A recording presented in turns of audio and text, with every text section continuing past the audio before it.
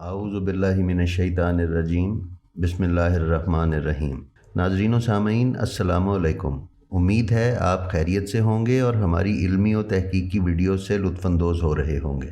آج ہم ایک ایسی شخصیت کا ذکر کریں گے جو زہد اور پارسائی میں اعلیٰ مقام رکھتی ہے۔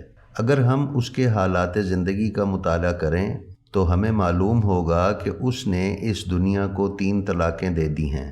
مزید حیرانی کا عنصر تب نکلتا ہے جب ہمیں پتہ چلتا ہے کہ وہ ایک بادشاہ کا بیٹا تھا جس نے اس شاہی زندگی کو خیر باد کہا اور فقر کو اختیار کیا۔ وہ جس نے اپنی زندگی خدا کو تلاشنے میں لگا دی اور اس راہ میں سارا دھیان و گیان لگا دیا۔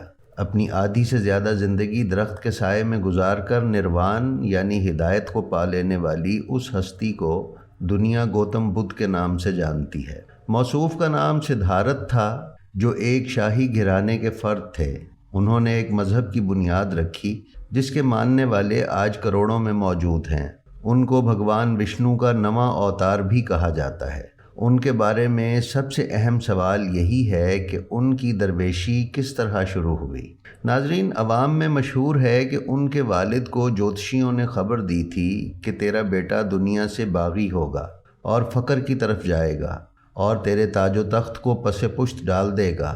اس لیے ان کے والد نے ان کو جوان ہونے تک گھر میں ہی محبوس رکھا اور باہر کی دنیا سے قطع تعلق رکھا، یہاں تک کہ 19 سال کے بعد وہ جب کسی بہانے سے گھر سے باہر نکلے تو انہیں ایک بوڑھا نظر آیا جو مرنے کے قریب تھا۔ اسے دیکھ کر انہوں نے اس سے سوال کیا کہ تم کون ہو؟ تو اس پر بوڑھے نے ان سے کہا کہ میں غریب بوڑھا ہوں۔ اس سے پہلے بدھ جی نے بڑھاپے اور بیماری کا نام نہ سنا تھا تو فوراً اسے دیکھ کر ڈر گئے اور دنیا کی لذت سے بیزار ہو گئے۔ ناظرین، عوام میں مقبول اس واقعے میں اس قدر جھول ہے کہ آپ سر پیٹ لیں گے۔ اب یہاں سوال یہ بنتا ہے کہ کیا ان کی نظر اپنے بوڑھے باپ پر کبھی نہ پڑی؟ کیا کبھی ان کے گھر کا کوئی فرد بیمار نہ ہوا؟ تو ناظرین، یہ وہ سوال ہیں جو اس واقعے کا کچا چٹھا کھول دیتے ہیں۔ اب ہم آپ کو شری مہاتما بدھ جی کے فقر اختیار کرنے کا صحیح واقعہ سنائیں گے تو یقیناً آپ حیران ہو جائیں گے۔ آئیے یہ واقعہ بدھ ودیا کے گیانی شاستری ہی کی زبانی سنتے ہیں۔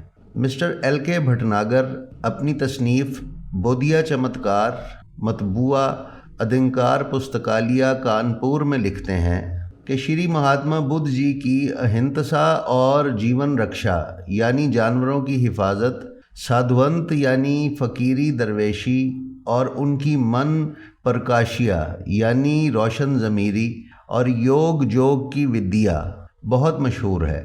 بات یہ ہے کہ ایک دن شری پوجیا مہاراج جی اپنے محل میں سوئے ہوئے تھے کہ یکدم چیخ کر اٹھ بیٹھے۔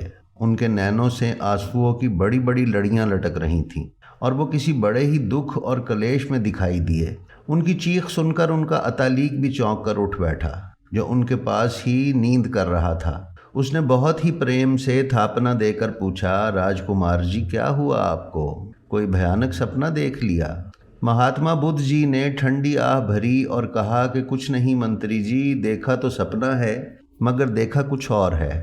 منتری نے ان کی بہت سیوا کی اور بنتی کی، تب جا کر مہاتما جی نے کہا کہ آپ تو جانتے ہیں کہ میں دھارمک پستکیں بڑی غور سے پڑھتا ہوں اور دھرموں کے بکھیڑوں کی چھان بین کرتا رہتا ہوں، اور آپ یہ بھی جانتے ہیں کہ میں ایشور بھکتی کی بہت اچھا رکھتا ہوں اور بھگوان کے چمتکار دیکھنے جنگلوں اور بیابانوں میں چلا جاتا ہوں۔ اور آج تو کچھ نہ پوچھیں، کسی پرماتما نے مجھے آج آشیرواد دیا اور کہا کہ تمہاری تپسیا سفل ہوئی یعنی تیری عبادت قبول ہوئی۔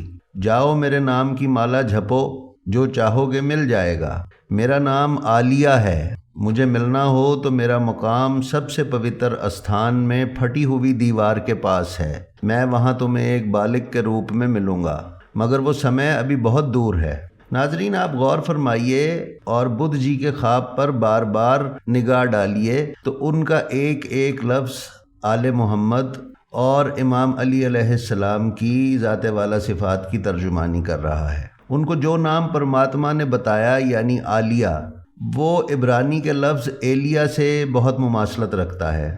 پھر اس فکرے پر بھی توجہ کریں، اگر مجھے ملنا ہو تو سب سے پوتر استھان پر پھٹی ہوئی دیوار کے پاس ملوں گا۔ اس کا بھی واضح اشارہ خانہ کعبہ اور حجر اسود کی طرف ہے۔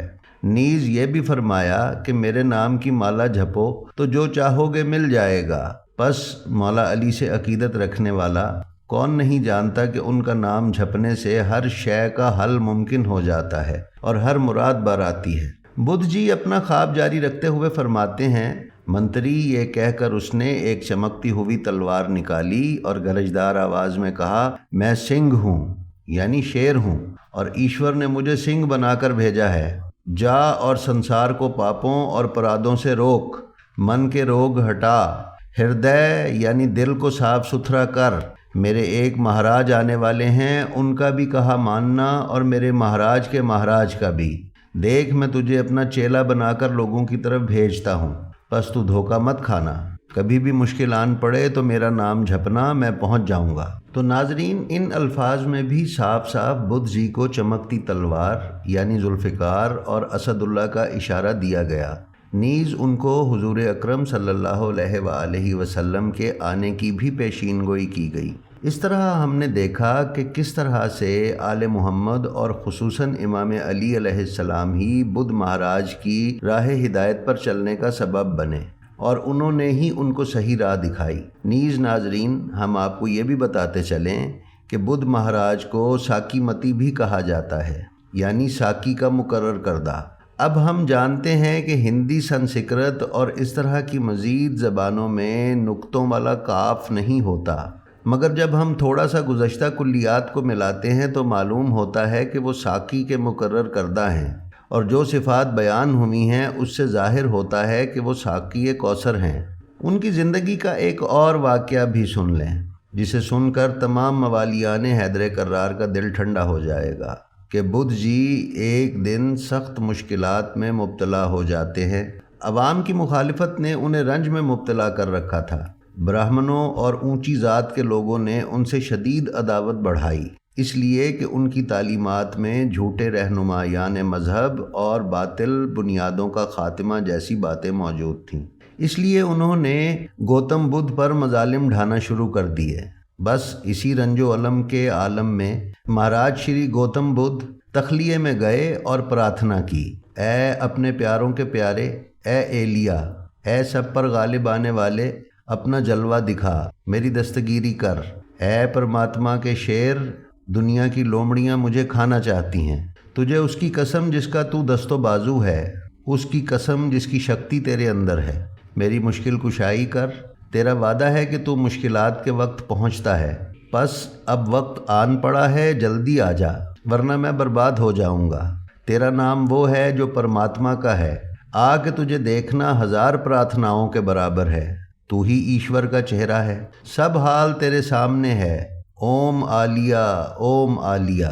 اس دعا کی تفصیل پڑھنے کی ضرورت نہیں، ایک ایک لفظ وضاحت کر رہا ہے کہ کون خدا کا چہرہ ہے، کون اس کی قوت و طاقت ہے اور اس کا شیر ہے، کس کا نام عین عبادت ہے، اور سب سے بڑی بات کہ کون ہے جس کا نام ایشور کا نام ہے۔ یقیناً یہ سب صفات بلا شرکت غیر امیر المومنین حضرت علی ابن ابی طالب کی ہی ہیں۔ یہ واقعات سن کر آپ کو اس بات کا علم ہو گیا ہوگا کہ گوتم بدھ کی زندگی میں بھی راہ ہدایت صرف اور صرف محمد و آل محمد کی بدولت ممکن ہو سکیں، اور انہوں نے اسے اپنی تعلیمات کا پرچار کرنے کا حوصلہ دیا۔ گوتم بدھ کی زندگی کا اختتام بھی اسی طرح ہوا، جب جاتے ہوئے انہوں نے اپنے شاگردوں سے کہا، نہ میں پہلا بدھ ہوں اور نہ ہی آخری، میرے بعد راہ ہدایت دینے ایک میتیریا آئے گا، اور وہ وہی ذات ہے جو پھٹی دیوار کے پاس آئے گی، نیز وہ بھی آئیں گے جو ان کے بھی مہاراج ہے، لہٰذا تم پر لازم ہے کہ جب بھی ان کا زمانہ پاؤ ان کی اتباع کرو۔ تو ناظرین، آپ نے دیکھا کہ امام علی کے اس قول کی تعبیر کس طرح واضح ہوئی کہ میں تمام نبیوں کے ساتھ رہا مخفی طور پر۔ اب یہاں اکثر لوگ اعتراض کریں گے کہ ہم نے گوتم بدھ کو نبی کہہ دیا، تو آپ کی اطلاع کے لیے عرض ہے کہ بر صغیر کا نامور نام جنہوں نے کئی تراجم اور تفاسیر لکھیں، یعنی مولانا وحید الزمان کیرانوی، انہوں نے اور ان کے علاوہ دیگر اکابرین نے بھی اپنی کتب میں شری رام کرشن، کنفیوشس اور گوتم بدھ کو نبی تسلیم کیا ہے۔ اب ہم ایک اور پہلو کی طرف بڑھیں گے، وہ یہ کہ آپ کو گوتم بدھ کی تعلیمات کے بارے میں بتائیں گے کہ کس طرح ان کی اور امام علی علیہ السلام کی تعلیمات میں مماثلت موجود ہے۔ ان کے کہے گئے خطبات کس طرح مولا علی کے خطبات سے ملتے جلتے ہیں، اور یقیناً آپ سب بھی اس حقیقت کو جان کر حیران ہو جائیں گے۔ ناظرین، گوتم بدھ کے خطبات کی کتاب جسے داما پد کے نام سے جانا جاتا ہے، اگر ہم اس کا مطالعہ کریں تو ہم پر یہ راز کھلے گا کہ اس میں بیان کی گئی اکثر باتیں مولا علی کے خطبات سے ملتی ہیں۔ تو آئیے ان باتوں میں سے چند آپ کی خدمت میں پیش کرتے ہیں۔ آنے والے اقوال میں گوتم بدھ کے اقوال داما پد، جبکہ امام علی کے فرامین نہج البلاغہ، تجلیات حکمت اور غرر الحکم سے ماخوذ ہیں۔ تو ناظرین، دیکھتے ہیں کہ کیا کیا اقوال دونوں کی شخصیات کے مشترک ہیں۔ گوتم بدھ کہتے ہیں کہ ہم وہی بنتے ہیں جو ہم سوچتے ہیں۔ جب دل پاک ہوتا ہے تو خوشی اس کے ساتھ آتی ہے، اور وہ خوشی اس سائے جیسی ہوتی ہے جو کبھی جدا نہیں ہوتا۔ تو اسی موضوع پر امیر کائنات کا بھی فرمان سن لیجئے۔ دل کی پاکیزگی اور اخلاقیات کے ساتھ انسان کا مقام بلند ہوتا ہے اور وہ دنیا و آخرت میں کامیاب ہوتا ہے۔ جب دنیاوی لذات کو ترک کرنے کی بات آتی ہے تو گوتم کہتے ہیں خواہش تمام تکالیف کی جڑ ہے۔ جب تم خواہشات کو ختم کرتے ہو تو تم تکالیف سے آزاد ہو جاتے ہو۔ تو وہیں امام علی بھی خواہشات کو انسان کے لیے فتنہ قرار دیتے ہیں۔ فرمان ہے، دنیا کی محبت تمام خطاؤں کی جڑ ہے۔ جو شخص دنیا کی محبت میں گرفتار ہو جاتا ہے وہ اپنے ایمان کو خطرے میں ڈال دیتا ہے۔ اور عدل و انصاف کا معاملہ ہو تو اس پر بدھا کہتے ہیں، بدی کے بدلے بدی سے بچاؤ ممکن نہیں، بدی کو صرف اچھائی سے ہی شکست دی جا سکتی ہے۔ وہیں امام علی علیہ السلام بھی لوگوں کو عدل و انصاف کی اہمیت سمجھاتے ہوئے فرماتے ہیں، انصاف وہ ستون ہے جس پر دنیا قائم ہے، اور جو قوم انصاف کے بغیر حکومت کرے وہ تباہ ہو جاتی ہے۔ جب جہاد بالنفس کا تذکرہ ہوتا ہے تو سدھارتھ کہتے ہیں، خود پر فتح پانا 1000 جنگیں جیتنے سے بہتر ہے۔ تو وہیں امام العدل فرماتے ہیں، نفس کے ساتھ جہاد بڑا جہاد ہے، اور جو شخص اپنے نفس کو قابو میں رکھتا ہے وہ سب سے زیادہ طاقتور ہے۔ جب حقیقت کی بات آتی ہے تو گوتم کہتے ہیں، حقیقت کی تلاش میں نکلنا ہی زندگی کا اصل مقصد ہے۔ تو وہیں امام علی علیہ السلام فرماتے ہیں، لوگ حقیقت کو نہیں جانتے اور اسی لیے وہ گمراہی میں مبتلا ہے۔ جب بات حقیقی دولت کی آئے تو بدھ کہتے ہیں، دولت اور خوشیوں کی تلاش میں لوگ بھٹکتے ہیں، مگر حقیقی دولت وہ ہے جو ان کے بھیتر موجود ہے۔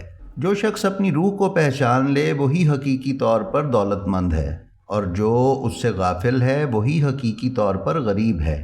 تو اسی پر امیر کائنات کا فرمان ہے کہ دنیاوی دولت کے پیچھے بھاگنے والا ہمیشہ غریب رہتا ہے، اور جو روح کی دولت کو سمجھ لیتا ہے وہی حقیقی دولت مند ہے۔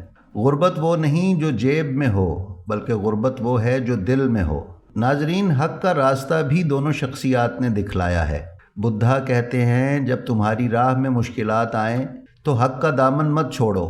انصاف کی راہ پر چلنے والا شخص ہی حقیقی انسان ہے، اور وہی دنیا اور آخرت میں کامیاب ہوتا ہے۔ تو وہیں مولا علی کا ارشاد گرامی ہے، حق کی راہ پر چلنے والا کبھی ناکام نہیں ہوتا، چاہے دنیا اس کے خلاف ہو۔ حق کی پیروی کرو، چاہے تمہیں کتنی ہی مشکلات کا سامنا کیوں نہ کرنا پڑے۔ انصاف کا دامن کبھی نہ چھوڑو، کیونکہ یہ تمہیں کامیاب بنائے گا۔ جب اس دنیا کی حقیقت کی بات آتی ہے تو صاف طور پر گوتم بدھ کہتے ہیں کہ یہ دنیا ایک سراب ہے جس میں ہر چیز عارضی ہے۔ لوگ اس دنیا کی چمک دمک کے پیچھے بھاگتے ہیں، مگر یہ سب مایا ہے۔ سچائی کی تلاش میں نکلو، کیونکہ یہ دنیا کا مقصد نہیں ہے بلکہ یہ امتحان ہے۔ اور اسی پر حیدر کرار علیہ السلام فرماتے ہیں، دنیا ایک گزرگاہ ہے، یہاں جو کچھ بھی ہے وہ فانی ہے۔ لوگوں کو اس دنیا کی فانی حقیقت کو سمجھنا چاہیے اور آخرت کی تیاری کرنی چاہیے۔ دنیا کا مقصد آخرت کی تیاری ہے اور یہاں کی ہر چیز عارضی ہے۔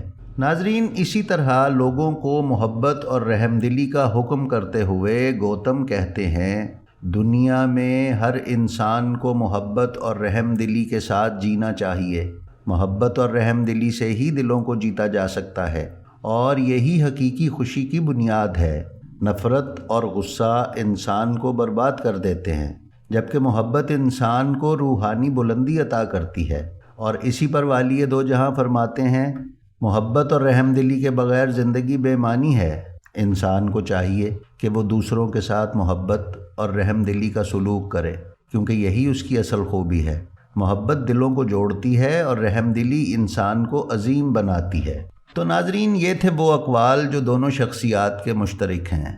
خلاصہ یہی نکلتا ہے کہ امام علی ہی خدا کا وہ راز ہیں جنہوں نے ہر رہنما کو ہدایت دی کہ وہ اس قابل ہو سکے کہ لوگوں کو راہ ہدایت دکھلائے۔ اگر آپ کو ہماری یہ تحقیقی ویڈیوز پسند آتی ہیں تو ہماری ویڈیوز کو لائک اور شیئر بھی کر دیا کریں، اس سے آپ بھی ذکر آل محمد میں اپنا حصہ ڈال لیں گے۔ نیز ہمارے چینل کو سبسکرائب کریں اور ہماری ٹیم کو اپنی خصوصی دعاؤں میں یاد رکھیں۔ السلام علیکم۔